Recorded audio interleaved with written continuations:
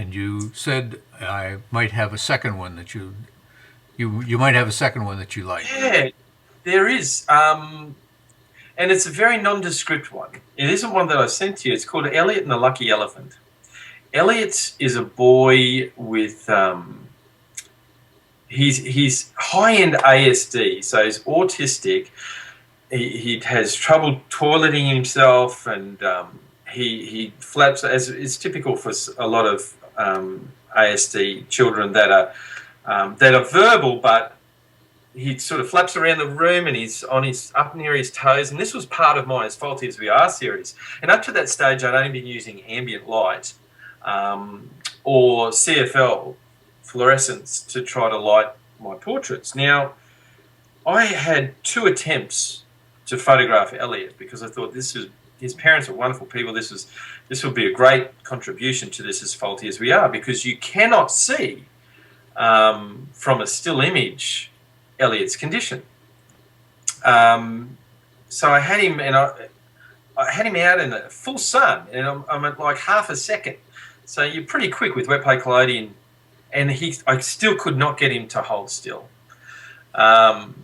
So then I started to investigate flash, and at that stage, I don't think there was one other fellow over in England that had really been using high output flash for wet plate collodion. So I really started looking hard into it, and I started testing, and I got it. I got it to work, and I didn't know whether it would. I didn't know whether flash. Now a lot of people are using flash, but it also gave me, using really high output, the opportunity to use, shaping devices, modifiers, and using softboxes and things that, a lot of people are just using full-on bare bulbs in wet plate, and they think that that's producing a reasonable image. Well, I don't think it does. I think you still have to shape light, just like people used to do back in their skylight studios back in the day.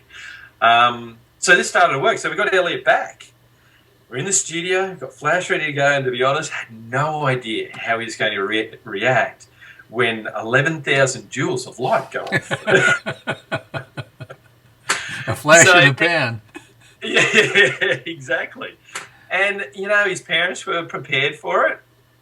And there's no way we could get Elliot to sit down for that amount of time. So I said, okay, well, let's just get him into the chair. And he had his iPad. And he's got this, I think it's Talking Sam, or... Anyway, you talk into it, and there's a little animated figure who talks back in this squeaky voice, and he loves it. So we just had him sitting down in the chair. I had his head touching the head brace just so I could rack focus really, really quickly. And I racked focus, and I said, you just let me know, make sure his head's touching that head brace. Yep, got it. Okay, I'm going to get a plate ready. So I went in, took my, 3 to 5 minutes to get my plate sensitized, came back out with the plate holder. I said, here we go, to his mum.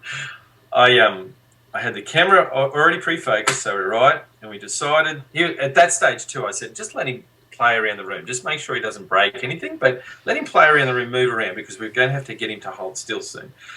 Anyway, we got him back, and I had his mum sitting down next to the lens, so this beautiful 18-inch Cook Knuckler lens, obviously no shutter, and she's holding Talking Sam, and we're all talking into this iPad so that Elliot was being entertained. We had him sit back, and I said, all right, what you need to do now is you need to tell me the moment his head touches the head brace, because I'm going to have to decap and hit the remote and fire this thing, and hopefully we've got what we want.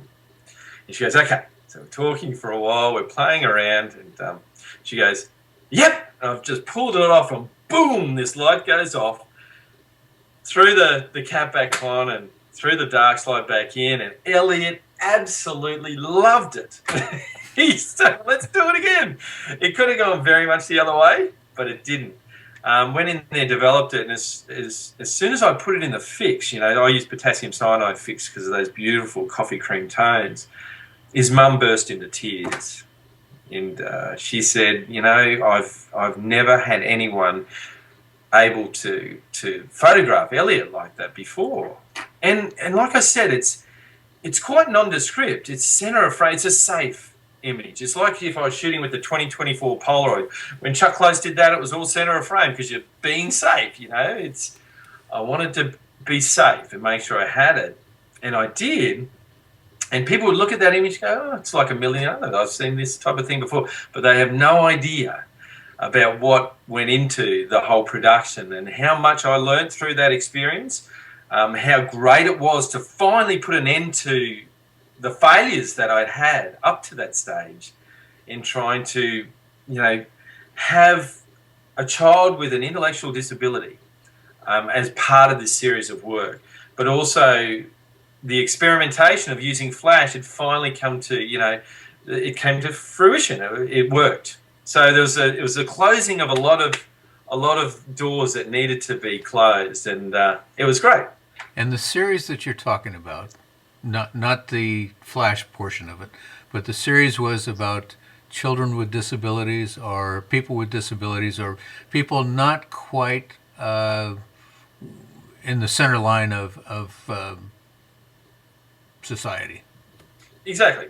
People that you'd walk down the street and you would identify them straight away visually as being something other than the norm, whatever that norm happens to be. So people that would be visually discriminated against. And so they're the ones that you might see sitting on the street corner high as a kite or drunk or, laying down because they've had a big night, or children with disabilities that attract attention that everyone goes, oh, why hasn't that person got control of that child? All of those things where we visually discriminate. But you made Elliott something else. Exactly. Well, Elliott is something else, and that's all I was trying to represent. It wasn't a case of me making him something else.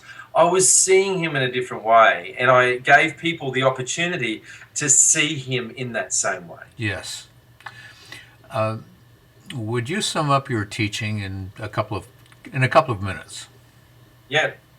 My teaching, I absolutely love teaching. There's the opportunity to change lives, and it's been, I've been teaching for 24 years, and I have these rare occasions where people say, well, they come up to me and they go, you know what I do now? What do you do? Oh, I'm a teacher. Why? Because, I loved so much what you would do. And for me, I think that's one of the most valuable experiences that you could ever have in your life, the opportunity to make a difference in someone's life. So the teaching part for me is terrific. What I love about teaching historic processes is that, quite often when you're teaching photography, you're talking about the past, you're talking about the history. And you say, okay, this is how photography started. Let's do it. Let's make it. Let's do it in exactly the same way. So rather than just talking about it, rather than just looking at images and pictures, images in books, let's make one. And you've got the opportunity for them to be hands-on and touch the source where it all started.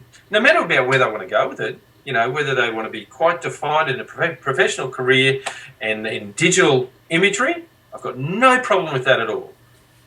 But it gives them an opportunity to have a taste of history. So those two things combined, having the opportunity to make a difference in someone's life where they become passionate. And look, to be honest, I don't think the subject makes a difference. I still remember, you could be talking, you get someone that's passionate about, I don't know, shoe leather. And if they are that good at teaching you about shoe leather and they can infect you with what they love, I think that's an amazing thing. I think that's incredible to be able to have that sort of effect in people's lives. So it's not shoe leather, but it's photography. And I think that people, they enjoy it. I want to